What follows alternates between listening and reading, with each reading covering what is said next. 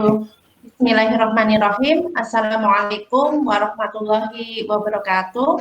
Waalaikumsalam Waalaikumsalam warahmatullahi warahmatullahi wabarakatuh. wabarakatuh. Ya Bu, terima kasih atas waktunya Ibu dosen telah memberikan kesempatan kepada kami untuk mempresentasikan hasil dari penelitian tindakan kelas yang sudah kami lakukan. Ini saya share dulu ya Bu. Oke, monggo Bu Nurul. Ya. Monggo. Iya, Mbak Maria. Masukin. Mari kita.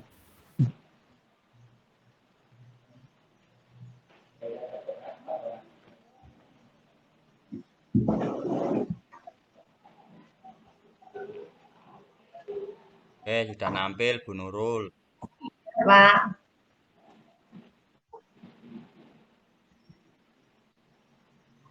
Ya.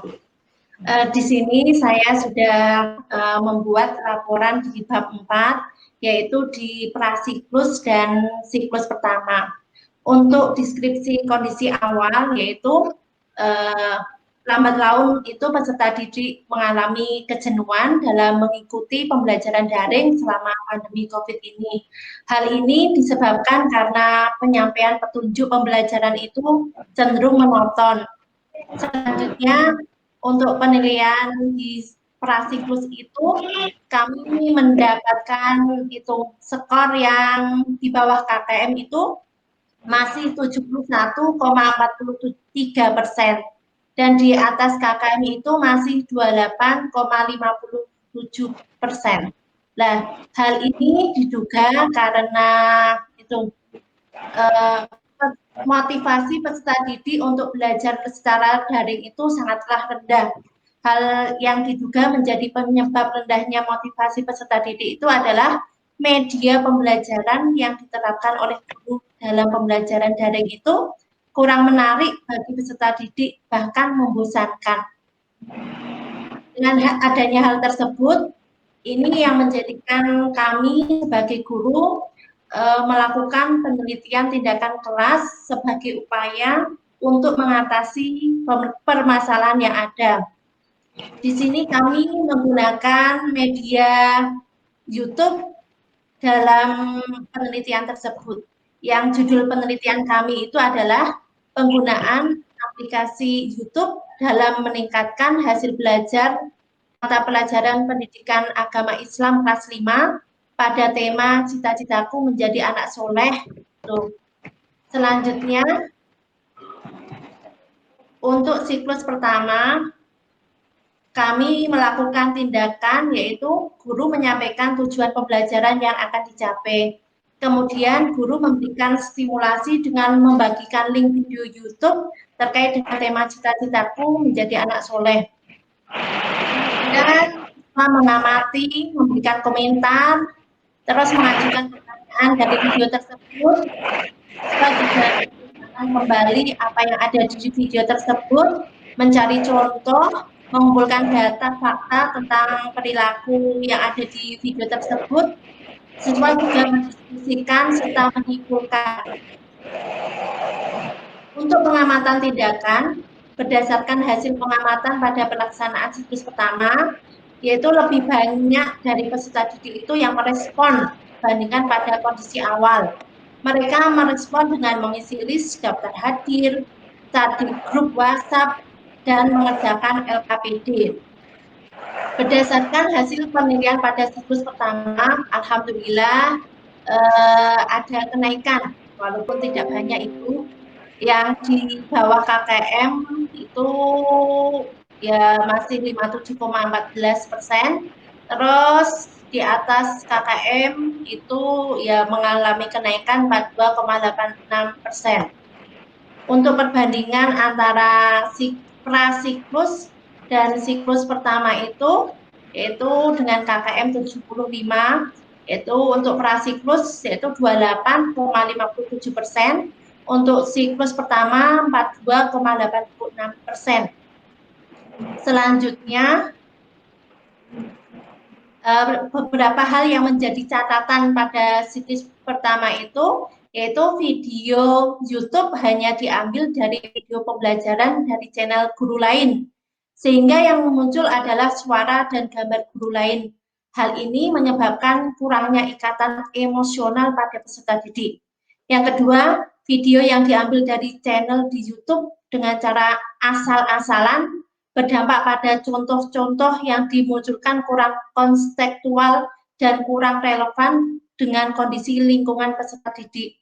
Selanjutnya, guru juga kurang memberikan pancingan-pancingan berupa pertanyaan dan motivasi sehingga grup WhatsApp terkesan kurang hidup.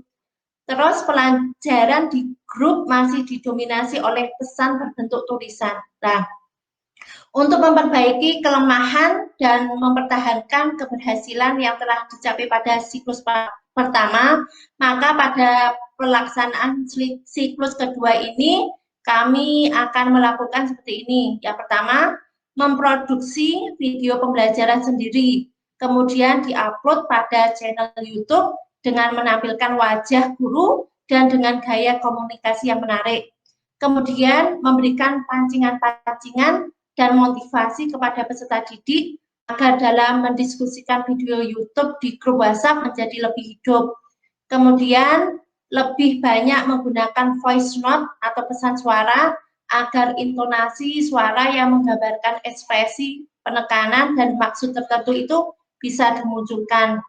Selanjutnya, untuk indikator kinerja,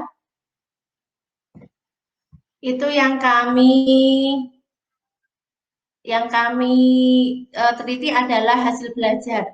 Untuk indikator keberhasilan hasil belajar dari penelitian ini didasarkan pada KKM yang ditetapkan untuk mata pelajaran PAI kelas 5 apabila peserta didik yang memperoleh nilai 75 mencapai 75% dari seluruh peserta didik dalam kelas, maka dinyatakan hasil. Demikian Ibu dosen dan Bapak Hakiman serta Bapak Ibu guru semuanya, hasil dari PTK prasiklus dan siklus pertama yang sudah kami buat dan laksanakan. Mengatur Bu dosen, saya akhiri. Wassalamualaikum warahmatullahi wabarakatuh. Waalaikumsalam warahmatullahi wabarakatuh. Terima kasih Bu Nurul. Tepuk tangan untuk Bu Nurul. Ya. Ya. Bu Nurul sudah bagus hasilnya, jadi rinci ya. Rencana tindak lanjutnya sudah nampak juga. Jadi ada beberapa kelemahan. Bu, disadari atau tidak, ketika itu kan ngopesi dirinya sendiri kan? Iya, Bu. Iya, oh ternyata kemarin saya asal-asalan ambil YouTube-nya. Kenapa tidak wajah saya sendiri yang saya tampakkan? Tapi muhasabah itu bagus kan Pak Bu? Refleksi itu, oh berarti harusnya nanti kalau bikin video wajahnya wajah Bu Guru sendiri aja biar anak lebih termotivasi, bukan asing kan gitu ya. Tadi indikator kinerjanya betul hanya 75 Bu? Iya itu Bu, 75 kalau anak sudah kira-kira dengan puas dengan 75% saja.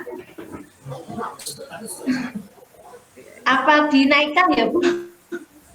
Ya makanya saya hanya tanya, paling tidak itu kan orang itu kalau ingin menargetkan itu memang yang optimal, tapi tetap melihat kemampuan dari semuanya.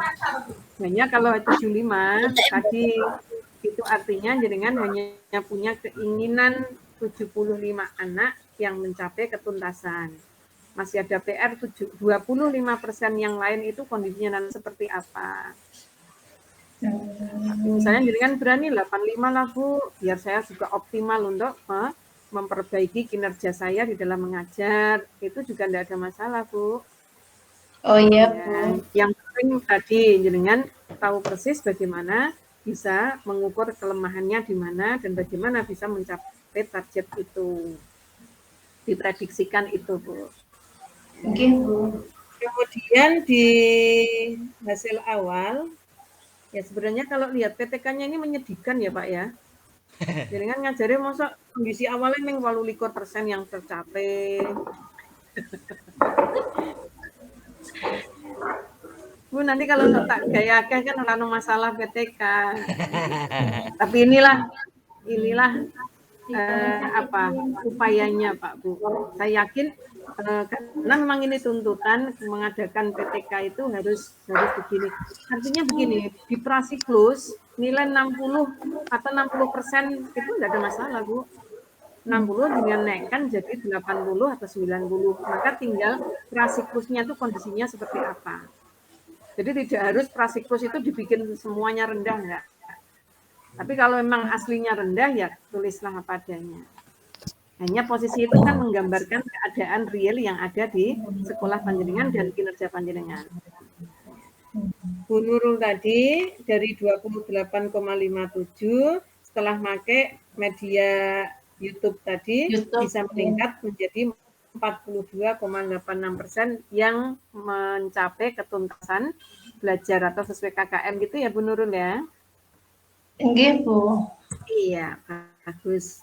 Maka harapannya kapanpun dan besok seterusnya panjenengan selalu berinovasi untuk menggunakan yang panjenengan rencanakan dalam PTK. Oh ternyata kalau videonya itu video orang lain itu tidak menambah nilai tambah pada siswa. Tapi kalau videonya gurunya sendiri, dia seperti berhadapan dengan bu guru, maka itu bisa meningkatkan motivasi belajar, berimbas pada kenaikan hasil belajar. Oke, nanti masih ada 2 siklus lagi ya, Bu Nurul. Iya, Bu. Monggo. Perbaiki lagi. Dinaikkan 80,